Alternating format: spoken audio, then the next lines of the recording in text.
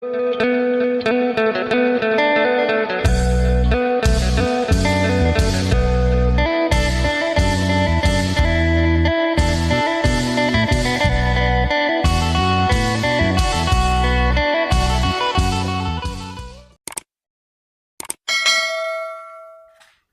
สบายดีและสวัสดีพ่อแม่พี่น้อง FC กันเบิดสู่คู่สู่คนเพราะว่าทางฝั่งลาวทางฝั่งไทยคือต่างประเทศกันยินดีต้อนรับเข้าสู่ช่องบ่าวจำม่ำอีกแล้ว EP 2เนาะเราถามมันมัง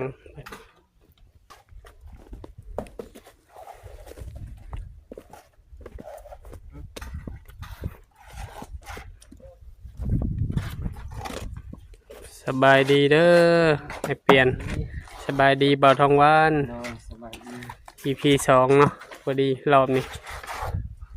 เพิ่นขึ้นปูนแล้วเป็นทีเรียบร้อยโมเมนต์4 สอบบ่หรือ3 สอบบ่จากทางวันก็ไวขึ้นเด้โหไวเติบได้ขึ้นปูนมันแดดไปสิมังไวอยู่น้องเนาะ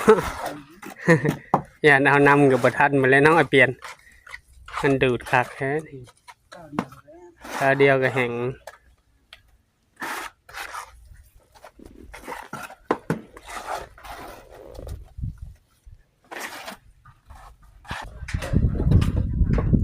แล้วทีเรียบร้อยเนาะ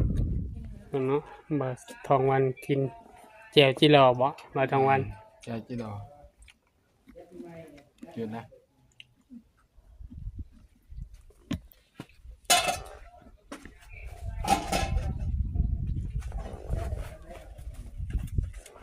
แกงใหม่แซ่บๆน้องนาทีเป็นเห็ด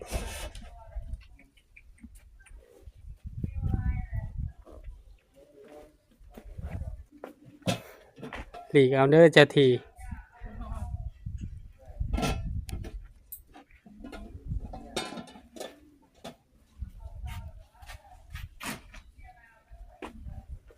เข้าไปทางไหนไม่เท่า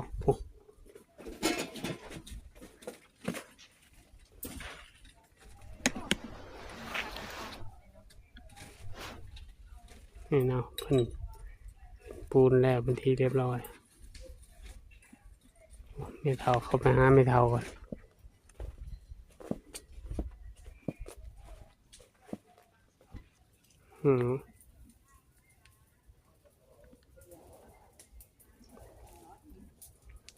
เป็น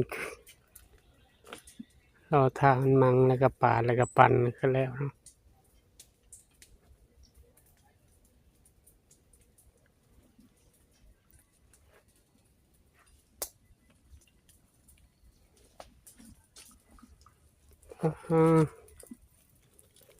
ไม่เท่าทำความสะอาด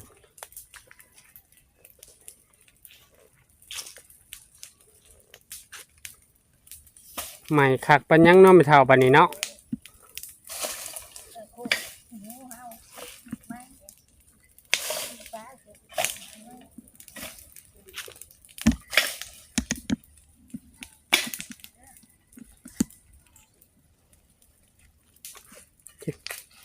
11 โมงเลยเขากำลังแกงหน่อไม้น้องนาตีกำลังแกงหน่อไม้สู่สางกินเนาะโอ้ห่อนแห้งน้ำเท่า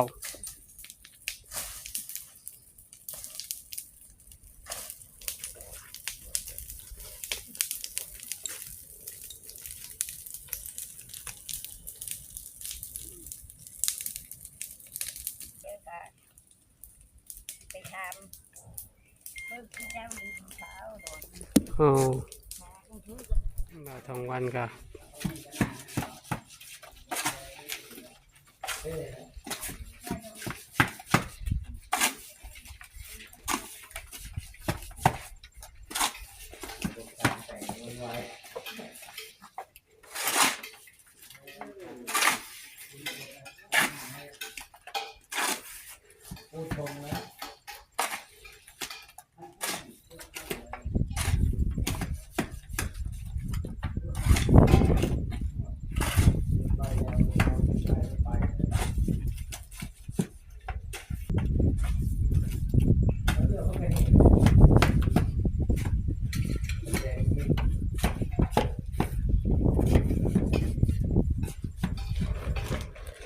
กินข้าวเลยลงมือเลยเนาะ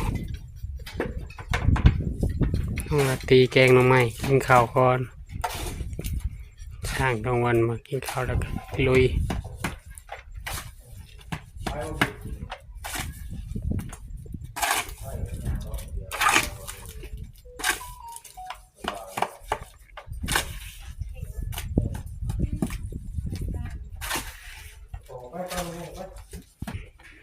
น้องละตีเป็นแกงหน่อไม้เปิดมึงดูน้องละตีป้าหอมมาเลยใกล้เลยเนาะใส่ลูกโดดดีบ่ไม่ได้ใส่เพราะว่ามันเผ็ดอ่ะอ๋ออย่าง อย่าว่าอย่ากลับ ได้ดินเด้อจากตอนหนึงแถวนี้เนาะ สบายดีสั่งเรา สบายดี เป็นยางมะลินน้ มาขอน้ำขอในนี่แหละ ำ รดต้นไม้ อ๋อเท่ากันเลย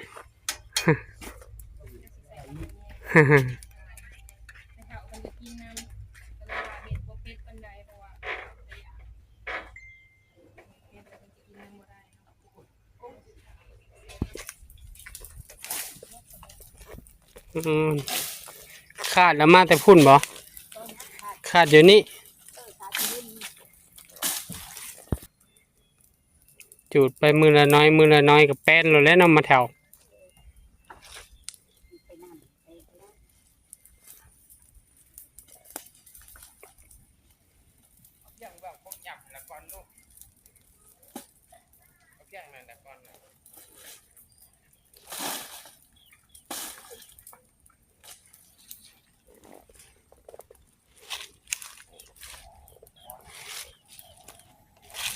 ไม่เท่าอยากเข่าหรือว่าไม่เท่าคือสิหิวเข่าเลยเนาะอดเนาะจะหน่อยก็แล้วแหละน้องละตีกำลังแกงหน่อไม้ก็สิแล้วอ๋อบ่ได้กินข้าวเช้าแล้วหิวเข่า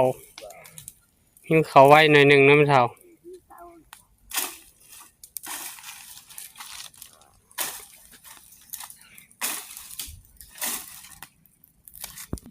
เมื่อคืนเนี่ยกินต้มไข่วะ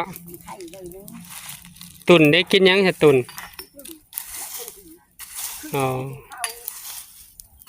เมื่อยแห้งบ่คือสิเมื่อยแห้งแล้วบ่กินหดข้าวเออโดย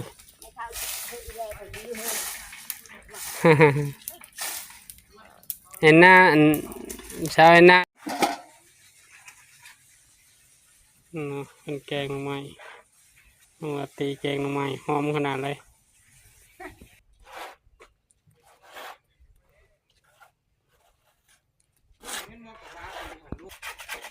เราจะมั่มกะตักปูนให้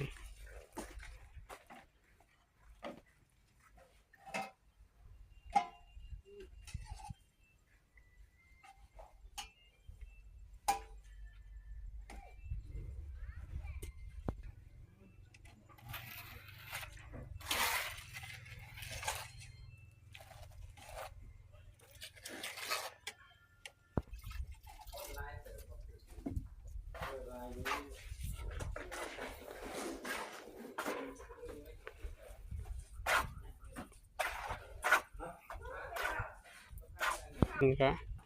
มาเด้อ ไม่เท่า กินข้าวก่อน โดยกินไม่เท่า มาเด้อกินอะไร กินเลยไม่เท่า กินไหม กินแล้วเจ้าน้องผู้วงคือยังบ่กินถ้ากินพร้อมอันนั้นบ่กินไม่เท่าเจ้านะแช่ปอไม่เท่า แซ่บ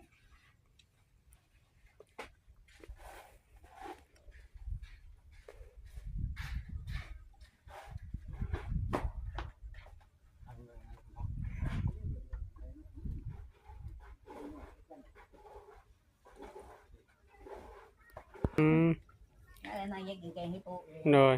ไปหาแล้วป่ะเนี่ย ไปหาทางเลยถ้าพ่อนี่จะดีได้ดุงโดน นี่บ่ ไปจันไม้อยู่ที่ โดย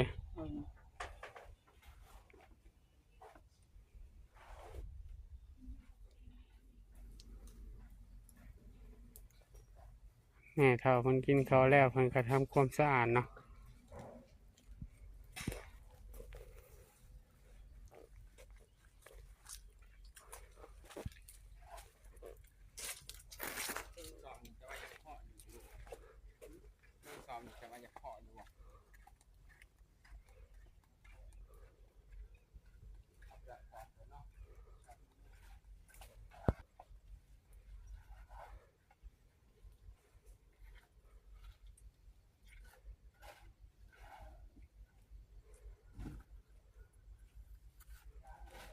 นี่เนาะ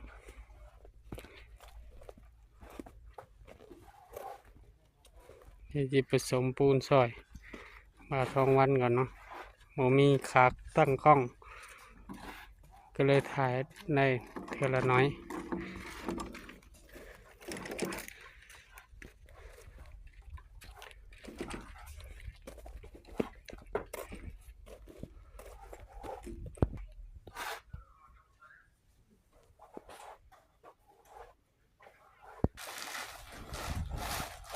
เชื่อมันแล้วเลย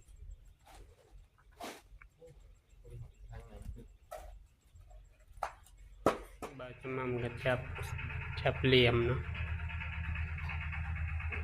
จับเหลี่ยมให้สร้างเปลี่ยนมันเสาข้างใน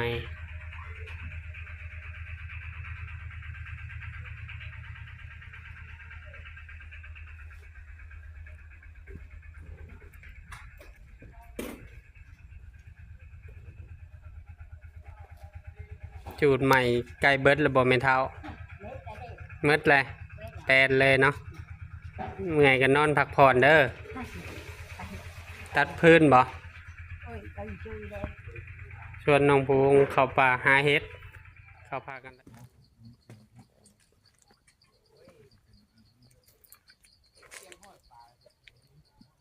นี่เท้าขึ้นกันนอนเวนเมื่อย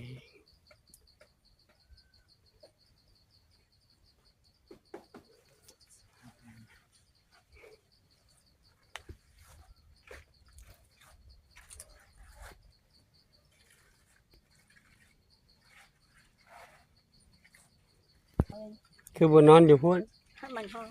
ฮะ มันฮ้อนหน่อยตื่น โดยก็คือว่านอนอยู่ทางเตียงเขาย่านยุงกินเจ้าเนาะ ยุ่งกับนี่ก็เลย บ่มีบ่จะจูดแปลนมาเลยเนาะไม่เท่าเนาะ เปิดเปิดนี่ จะหน่อยเขาก็จะได้เมื่อแล้วนี่ เปิด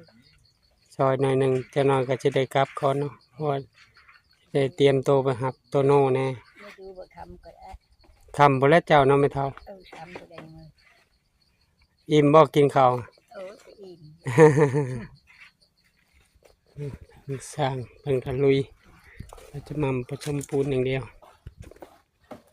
โอ้ยเลยก็เข้าป่า เฮ็ดได้นี่เฮ็ดออกได้แถวเฮาอะ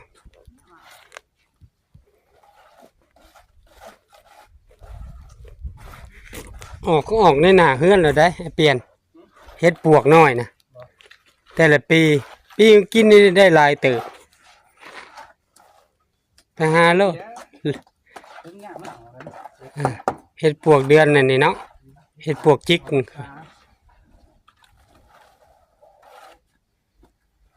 พอยากดอกแม่นเฮ็ดปวกน้อย บ้านเจ้าก็เขาเอิ้นเฮ็ดปวกยังยำนี่คือกัน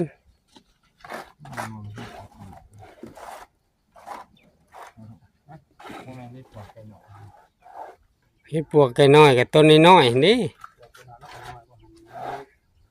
น้อยสำคือเฮ็ดเข็มนี่เฮ็ดปวกไก่น้อย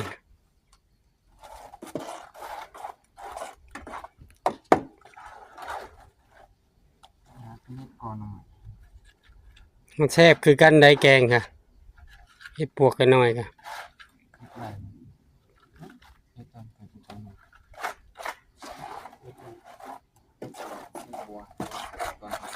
เฮ้ยเนาะ